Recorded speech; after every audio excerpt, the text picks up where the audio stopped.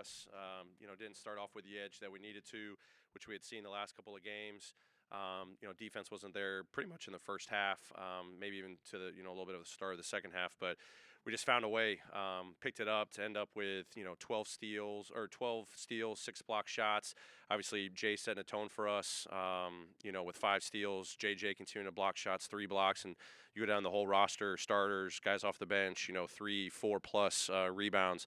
We started making some shots in that second half, but I told the guys, they're playing great in the first half. We just didn't have it in the first half. We're down 5. We got to pick up our urgency. Just got to pick up our, aggressiveness on the defensive end. They're hitting some good shots, they're hitting some tough shots. Found a way to just get some more impactful plays on the defensive end, and just a huge, run there in the fourth quarter. Obviously, winning the third and fourth was huge. Being down at the halftime. So, obviously, one of our better come from behind wins this season. It was great. We talked about before the game to get back in front of our home fans, and how the building was rocking in that fourth quarter. And it wasn't just the made shots. I know when JJ hit that big 3, crowd erupts. They called timeout, but you could just sense our crowd just continuing to stay behind us all game, especially when we were getting some big stops and getting that run. But didn't have the edge at the beginning. But credit to these guys to keep fighting. The Timberwolves gave us a heck of a game. For 48 minutes, came down to the wire. Proud of the execution in that fourth quarter as well. Against some different coverages. Ja with some big plays, JJ with some big plays. Other guys really stepping up as well. Coach, what was it like to see Ja and Jaren, two guys who had their struggles as being young players, just come in and just refuse to lose in the fourth quarter?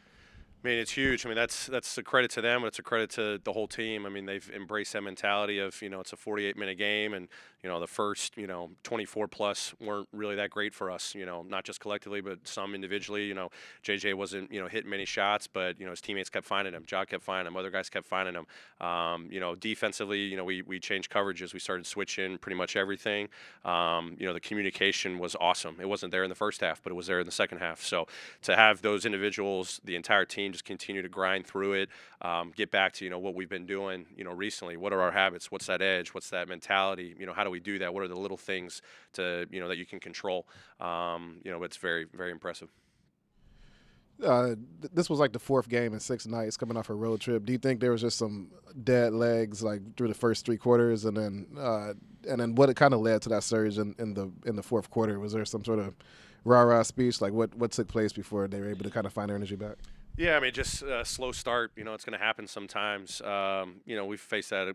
We've say for the most part been a pretty good first quarter team. Pretty good third quarter team, and we just didn't have it. But these guys, like, there's no special speech or anything. We come in, we talk about how we can be a little bit better defensively. Showed them some offensive clips about how we got to play with a little bit more force on the offensive end.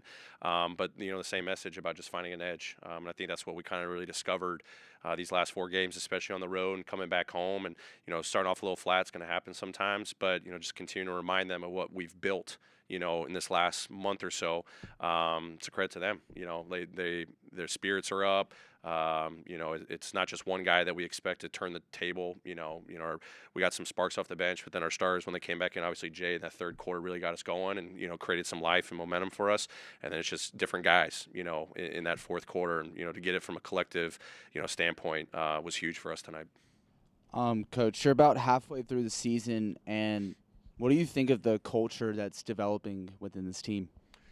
I feel very fortunate. I'm blessed to be in this position. I work with a great group of people, from our players to our coaches to our performance staff, and it's everyone. Everyone has taken our message from the beginning of the season. It's organically developed, not just on the floor, which everyone sees, but hopefully everything that's going on behind the scenes is also a reflection of what you guys are seeing every single night, and the growth and the competitiveness every single day. So I'm super proud of these guys, our entire staff, front office, coaching staff, medical staff. And that's the truth, because it was a slow growth process early, and to see us kind of continue to get better and grind, and not waver from the habits that we're forming.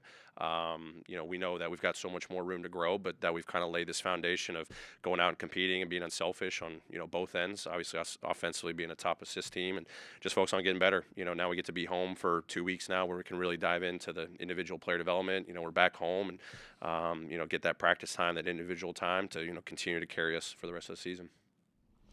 Coach, can you talk a little bit about how your veteran players are able to kind of bring the intangibles that help you win games like this, whereas a younger team without that kind of veteran influence won't? Yeah, I mean, it's I said at the beginning of the season, I feel blessed with the group of vets that we have here because they're all going to make an impact in different ways in different games. One night it's Jonas, it's Jay, it's Solo, it's Tyus, it's Kyle. You never know who's going to step into that role, and it can be one play here, it can be a stretch of plays, it can be an offensive performance, it can be just a stat line with a bunch of zeros and a bunch of rebounds and a bunch of deflections. You just never know. But to come into the timeouts after talking with the coaches and seeing everyone talking, even our young guys being empowered by our vets to take some leadership, and then another time it's one of our vets talking about what they need to be doing or some situation or stay in the course and screw what just happened, let's just move forward. That they've embraced that's awesome. As a coach, where you can kind of take a step back and let it organically happen. So said that from the beginning, and we've seen it over the course of the season, and it's a different guy every night. Whether it's a vet or a younger guy, and but to be able to lean on our vets, even sometimes behind closed doors, not even a game situation. I've had to lean on them a lot for some decisions that we're making. So I got to take that experience and run with it because it helps me grow as a head coach too. Coach DeAnthony put up a plus 24 in the box score with only scoring 6 points. Talk about his positive impact on the game. Huge impact. That's what we talk about sometimes. You look down the box score and, he didn't, shoot the ball or, get a ton of steals or whatever it is, but obviously he had rebounds and, plus minus. It just shows your impact, individually, but also with the collective units that he was out there with.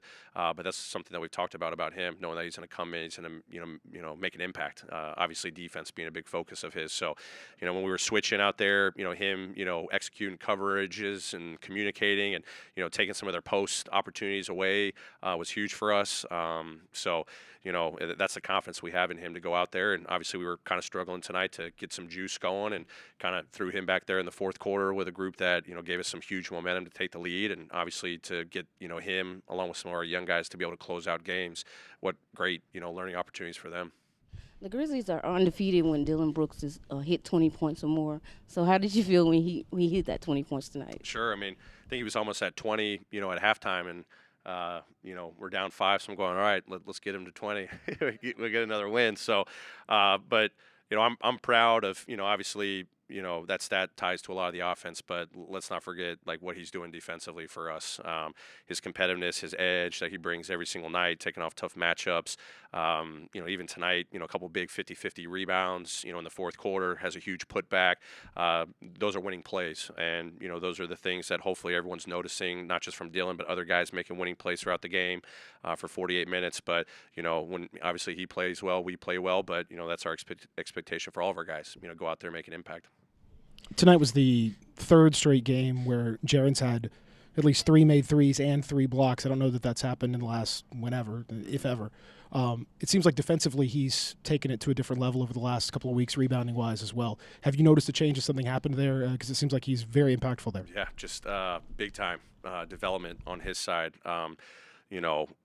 Obviously there's been tons of conversations, coaches, the vitamins we do with him, a lot of defensive focus, the film that we're showing him. But this kid loves to compete. He loves to get better. He knew from the start of the season he could offer so much more. As I just said, we want guys that can impact on both ends of the floor. And for him to go out there and we see what he's doing offensively, gaining so much comfort, so much confidence with a three-point shot, playing off the bounce, but knowing that he's rebounding more, blocking shots, getting some steals,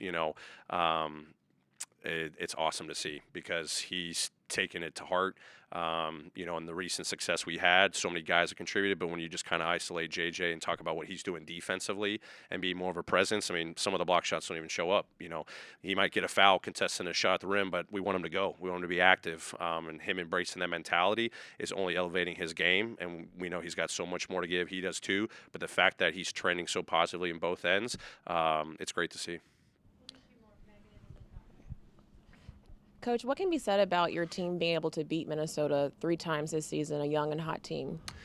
It's not easy. We talked about that before the game, how, when, you beat a team, 3 out of 3 on a season, you got to come with an edge. credit to our guys. I mean, that first game here at home was high-scoring affair. The second game going up there, early game, had a couple of guys out, different guys stepping up. And then tonight, when we were kind of off to start the game and, many of their guys were playing well, hitting shots, big-time finishes. They came with an edge defensively. For our guys to kind of just stay the course, and come through with a win's huge. So, it's what we talk about with these guys. Every game's going to present something new, whether it's a specific opponent, specific situation. It's great learning. But, for these guys to overcome, that slow start against a team that's playing really well, been one of the best defenses in the league, the last 5 games, tons of guys, individual growth. It's a big win for us. Taylor, you talked about the mentality and the edge. How different does it feel, say in the huddle when you're down 14 or when you're coming back and starting to roll as opposed to how it felt the first few weeks of the season? Yeah, I mean, the mentality when you're down 14, hopefully it was kind of the same early in the season is, we just got to find a way. This is good for us. Like, we've got to learn. Like, you can't always be playing with a lead. Basketball's a beautiful sport. There's games of runs. There's ups and downs. Just the focus on us trying to just sustain, early on, we were trying to find ourselves. How are we going to sustain, tough moments or even when we had a lead? How are you going to play the right way offensively? How are you going to not, take your foot off the gas pedal defensively?